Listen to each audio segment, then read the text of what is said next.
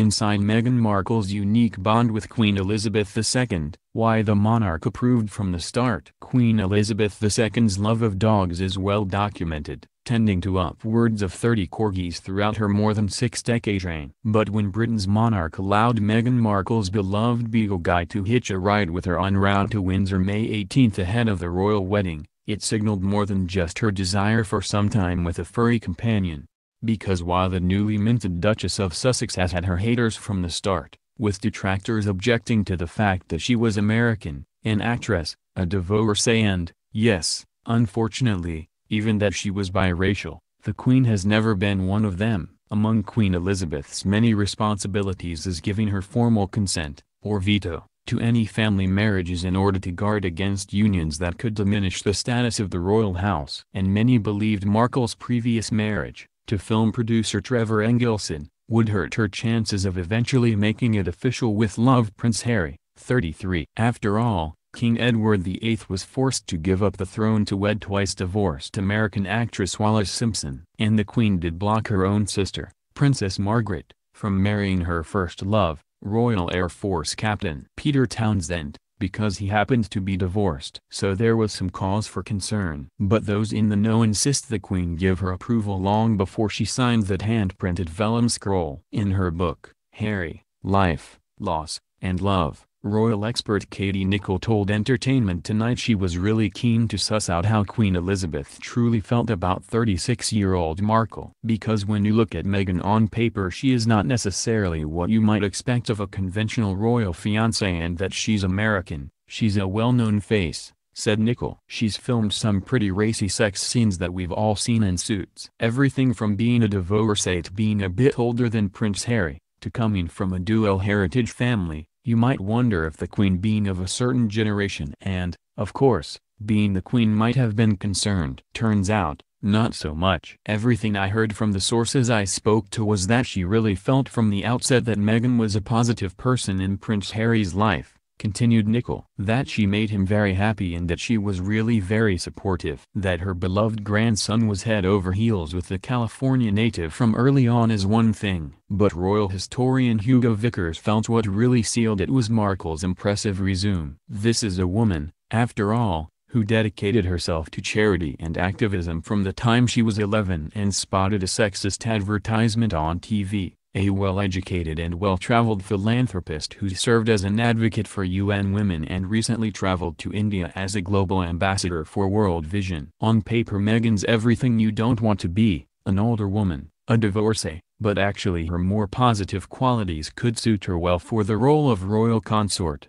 Vickers explained in a Vanity Fair excerpt. She has a certain worldly experience and can stand very well on her own 2 feet. I think she would make a very good partner for Prince Harry. Queen Elizabeth agreed. As Nicholl writes, when Harry asked his grandmother for her blessing in the fall of 2017, she gave it without hesitation. I was told by one of the Queen's closest aides shortly after the engagement announcement that the monarch was genuinely delighted that Harry had found someone who made him so happy. Despite rumors to the contrary, there was no issue over Meghan's racial heritage or concerns that she was older or divorced. Exceptionally close to her grandson, the Queen trusts Harry. She trusts first impressions, too. And by all accounts, Markle made a good one. Though Harry's older brother Prince William waited some 5 years to introduce Kate Middleton to his grandmother, the one-time Apache helicopter pilot ushered the then-actress into Queen Elizabeth's summer residence at Scotland's Balmoral Castle last September,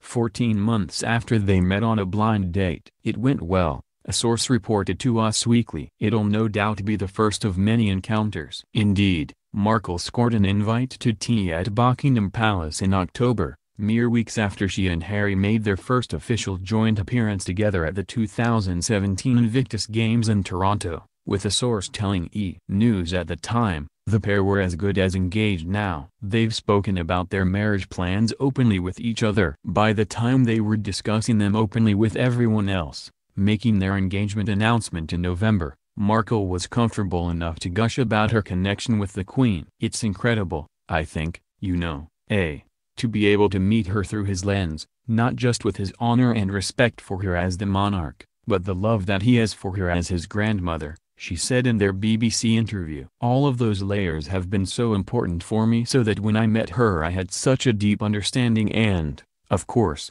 incredible respect for being able to have that time with her. And we've had she's an incredible woman. Come December, the Queen was so fond, she bucked years of no ring, no bring tradition, extending an invite for Markle to attend the annual 3-day Yuletide fete at her sprawling Sandringham spread. While William didn't bring Kate until after their 2011 vows, Harry asked the Queen for permission, a source told Us Weekly, and she is delighted to have Harry bring his fiancée. It is a family occasion, after all, and Meghan is very much family now. Packed full of mandatory activities and requisite wardrobe changes, Christmas with the Queen can be a bit of a pressure cooker for a rookie, but Harry says his bride sailed through. It was fantastic. She really enjoyed it. The family loved having her there, Harry said on BBC Radio 4's Today programme December 27, adding that they enjoyed bunking at William and Kate's 10-bedroom Anmer Hall estate and running around with Prince George, 4, and Princess Charlotte, 3. While he conceded there were plenty of family traditions to explain, chief among them, gag gifts only for present exchanges, she's done an absolutely amazing job, she's getting in there and it's the family that I suppose she never had. Along with nailing her attire and table manners, Markle also successfully captivated Harry's intimidating clan. A family friend told Nicole the Northwestern University Theatre and International Studies double major charmed Prince Philip, impressing him with her intellect and the fact that she's incredibly well-read.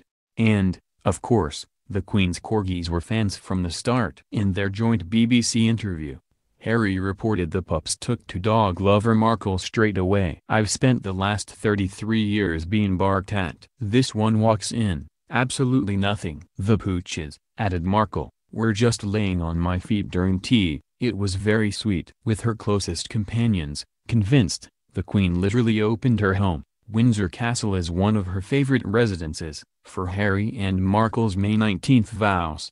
As they put together the nuptials, Nicole told ET, the monarch was quite accommodating. She has said to the couple, "This is your wedding, this is your day, plan it as you want." The fairy tale-like day was fitting for a prince who feels he's living his dream life with a woman warmly embraced by his famous kin. The fact that I fell in love with Meghan so incredibly quickly was sort of confirmation to me that all the stars were aligned. Everything was just perfect, he told BBC. It was this beautiful woman just sort of literally tripped and fell into my life. I fell into her life. The fact that I know the fact that she will be unbelievably good at the job part of it as well is obviously a huge relief to me because she will be able to deal with everything else that comes with it. We're a fantastic team.